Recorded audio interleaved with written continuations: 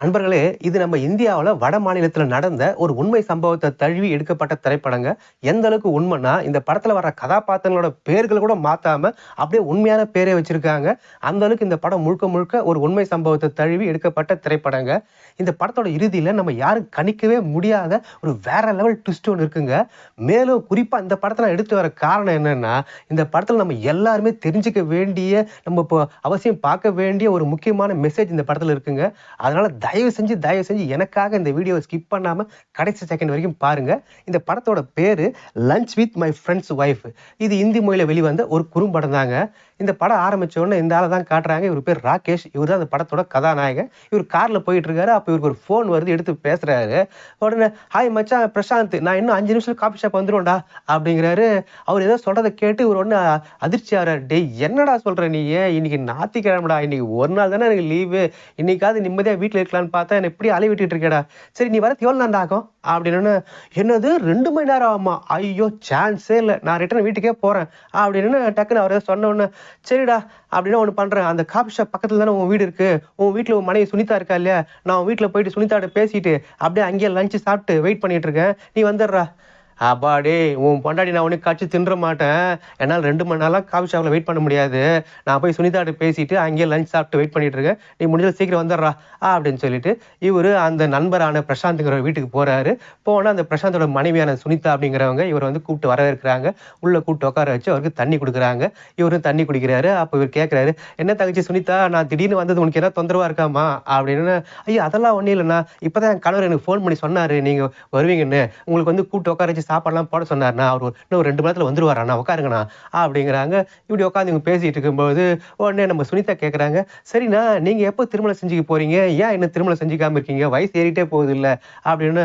"ஆமாம்மா செஞ்சுக்கணும். ஒரு நல்ல அழகான ஒழுக்கமான பெண்ணா கிடைச்சா செஞ்சுக்கலாம்னு இருக்கேம்மா" அப்படின்னு. "என்னது அழகான ஒழுக்கமானவா? அதெல்லாம் கல்யாணம் ஆகுற வரைக்கும் தான். அதுக்கப்புறம்" அப்படின்ற மாதிரிலாம் அவங்க இழுக்குறாங்க. "என்ன தங்கச்சி ஒரு மாரி இழுக்குற? இந்த மாரி பேசுற? என்னுடைய நண்பன் பிரசாந்த் நல்லா தானே பார்த்துக்கிறான். எந்த குறையும் இல்லல்ல உனக்கு. ஏன் இப்படி பேசுற நீ?" அப்படின்னு. "ஒண்ணும் இல்லண்ணா, நல்லா தான் பார்த்துக்கிறாரு" அப்படின்னு அவங்க விரக்தியா மறுபடியும் இழுக்குறாங்க. "இந்த பாரும்மா, நீ அந்த மாதிரிலாம் எது இருந்தாலும் என்ட்ட வெளிப்படையா சொல்லும்மா. ஏன்னா பிரசாந்த் உன்னை எந்த அளவுக்கு நல்லா பார்த்துக்கிறான்றது எங்க நண்பர்கள் எல்லாருக்குமே தெரியும். அவன் அடிக்கடி உன்னை பத்தி பெருமையா பேசுவான். உன்னை எந்த அளவுக்கு காதலிக்கிறான்றது தெரியும். சொல்லப்போனா நாங்களே வந்து பிரசாந்த பார்த்து பொறாமைப்படுவோம். அந்த அளவுக்கு வந்து உன் மேல அவன் காதலாவும் அன்பாவும் இருக்கானேன்னு." "ஆமாண்ணா, அதுலலாம் எந்த குறையும் இல்ல. அவரு என்ன காதலிக்கிறாரு, நல்லா தான் பார்த்துக்கிறாரு. இருந்தாலும்" அப்படின்னு இழுக்குறாங்க. "இந்த பாரும்மா, அவன் வந்து என்னோட உயிர் நண்பன். நீ எனக்கு தங்கச்சி மாதிரி. எதுவா இருந்தாலும் என்கிட்ட வெளிப்படையா சொல்லு. நான் அவன்கிட்ட பேசுறேன். உங்க பிரச்சனைய தீர்த்து வைக்கிறேன். சொல்லும்மா என்னம்மா பிரச்சனை?" அப்படின்னா, "அது இல்லண்ணா, அது எப்படி ஆரம்பிக்கிறதுன்னு தெரியல. அது எப்படி உங்ககிட்ட சொல்றதுன்னே புரியலண்ணா" அப்படிங்கிறாங்க. "சரிம்மா நானே கேட்கிறேன். நீ தப்பா எடுத்துக்கலாம். வெளிப்படையா கேட்கட்டுமா? நீ வந்து அவன் எந்த பெண்ணாவது வச்சுட்டு இருக்கான். அந்த பெண்ணோட கள்ள தொடர்புல இருக்கான்னு சந்தேகப்படுறியாம்மா? சொல்லும்மா நான் அவன்கிட்ட பேசுறேன்." "ஐயோ! அந்த மாரிலாம் இல்லண்ணே. என் புருஷன் அந்த மாரி கெட்ட பழக்கம்லாம் உள்ள ஆள் இல்ல. நல்ல மனுஷன் தான். அதெல்லாம் அந்த பிரச்சனைலாம் எதுவும் இல்லண்ணே. ஆனாலும்" "சரிம்மா அப்படி வேற என்னதாம்மா பிரச்சனை? சரி ஓகேம்மா, நீ சொல்ல தயங்குற. நானே இன்னும் வெளிப்படையா கேட்கிறேன். ஆனா நீ தப்பா எடுத்துக்கூடாதும்மா. உங்களுக்குள்ள சிற்றின்பத்துல எதனா பிரச்சனை இருக்காம்மா? அவன் வந்து உங்க கூட சரியா படுக்க மாட்றானா? இல்ல ரொம்ப மோசமா தப்பா படுக்குறானா? வந்து மிருகத்தனமா நடந்துக்கிறானா? எதுவா இருந்தாலும் என்கிட்ட வெளிப்படையா ஒரு சொந்த அண்ணனா நெனச்சு சொல்லும்மா. தயக்கப்படாத. நான் அத பத்தி பிரசாந்த்ட்ட பேசுறேன்மா" அப்படின்னு. "ஆமாண்ணா, அதுதாம்மா ஒரு சின்ன சிக்கலே இருக்கு" அப்படிங்கிறாங்க. "என்ன சொல்லும்மா" அப்படின்னு. "அவரு என் கூட டெய்லி படுக்குறாருண்ணா. ஆனா என்ன மனைவியா நெனச்சு படுக்க மாட்றாரு. ஏதோ ஒரு 3வது மனுஷிய வந்து உஷார் பண்ணி அவங்களோட படுக்கிற மாரி தானே வந்து படுக்குறாரு." "என்னம்மா சொல்ற? நீ சொல்றது எனக்கு எதுவுமே புரியல. கொஞ்சம் புரியிற மாரி சொல்லு" அப்படின்னா, "இது பாருண்ணா, நான் கல்யாணம் ஆன நாள்ல இருந்து இதுவரைக்கும் அவருக்கு வந்து மனைவியோட படுக்கிறது புடிக்கல. ஒரு அக்கம் அக்கம் பக்கத்து வீட்டு பெண்ணு, பக்கத்து வீட்டு பெண்ணு, எதிர் வீட்டு பெண்ணு போயிட்டு இவருக்கு உஷார் பண்ணி அவங்களோட கள்ள தொடர்பு வச்சுட்டு படுத்தா எப்படி நெனச்சு படுப்பாரோ, அந்த மாரியான இது பண்ணி தான் என்கிட்ட படுக்கிறாருண்ணா." ஆனா இவருக்கு அப்படியே அதிர்ச்சி ஆகுது. அவங்க சொல்லி ஓன்னு அழுவுறாங்க. "சரிம்மா, நீ கவலைப்படாத. நான் அத பத்தி அவன்ட்ட பேசுறேன். நான் அது இப்ப பேசி சரி பண்றேன்மா" அப்படின்னு சொல்லி ஒரு ஆறுதல் சொல்றாரு. இப்படி ஆறுதல் சொல்லிட்டே இருக்கும்போது இவங்க 2 பேருக்குமே வந்து உணர்ச்சி அதிகமாகுது. இப்ப இவங்க 2 பேருமே வந்து சிற்றின்பத்துல ஈடுபடுறாங்க. இப்ப இவங்க 2 பேரும் சந்தோஷம், உல்லாசமா இருந்து முடிச்சதும், இப்ப சுனிதா கேட்கறாங்க, "ஏன் பிரசாந்த், இன்னும் எத்தன நாளைக்கு தான் இந்த நரக வேதனை எனக்கு? இன்னும் எத்தன நாளைக்கு தான் நீங்க இதே போல இருப்பீங்க? ஏன் இப்படி நடந்துப்பீங்க? இது எப்பதான் நீங்க மாறுவீங்க?" அப்படிங்கிறாங்க. உடனே அவன், "இந்த பாரும்மா, நான் தான் பலமுறை சொல்லிட்டேன்ல சுனிதா. இத பத்தி நம்ம ஏற்கனவே பலமுறை பேசியாச்சு. நான் இப்படிதான், எனக்கு இதுதான் புடிச்சிருக்கு. மீறி உனக்கு அதுல உடன்பாடு இல்லன்னா, நீ தாராளமா உங்க அம்மா வீட்டுக்கு கிளம்பி போ" அப்படிங்கிறாரு. உடனே அவங்க இதை பாரு, இன்னைக்கு ராகேஷ், நேத்து ராஜேஷ், முந்தினத்து சுரேஷ், நாளைக்கு ராஜேஷ், நாளைக்கு கன்சாமி, கோன்சாமி, முன்சாமி, இப்படி விதவிதமான பேர்ல வந்து என்னை இப்படி மிம்ச பண்றியே, நீ இவ்வளவு ஒரு மோசமான ஆளா இருக்கே, நான் எப்படிதான் அவங்க கூட வாழ்றது அப்படின்ற மாதிரிலாம் இவங்க சொல்லி புலம்புறாங்க. அப்பதான் அந்த வீட்டை சுத்தி காட்டுறாங்க. அதுல வந்து கல்யாண போட்டோ இருக்கு. அதாவது இவங்க 2 பேரும் சேர்ந்து கல்யாணம் பண்ணிக்கிட்ட போட்டோ எல்லாம் இருக்கு. பார்த்தா இந்த ஆள் வந்து ராகேஷ் இல்ல, இவன் தான் உண்மையான இந்த பிரசாந்த்ங்கிறவனே, இவங்க தான் உண்மையான கணவன் மனைவி.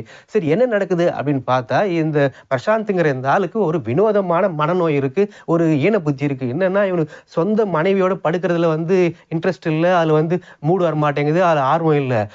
ஏதோ ஒரு ஒரு 3வது மனுஷன், அதாவது குறிப்பா அவங்க நண்பர்களோட மனைவிகளை வந்து உஷார் பண்ணி அவங்களோட படுக்கணும் அப்படின்றதான் வந்து விருப்பப்படுறான். சோ அந்த தான் நெருங்கின நண்பர்களோட மனைவிகளோட படுக்க முடியாத குறைய தான் மனைவி கிட்ட படுத்து தீர்த்துக்கிறான். தான் மனைவியே வந்து ஒரு நண்பனோட மனைவியா பாவிச்சு அந்த மாதிரி வந்து இவர் வந்து உஷார் பண்ணி அவளை படுக்கிற மாதிரி வந்து பண்றான்.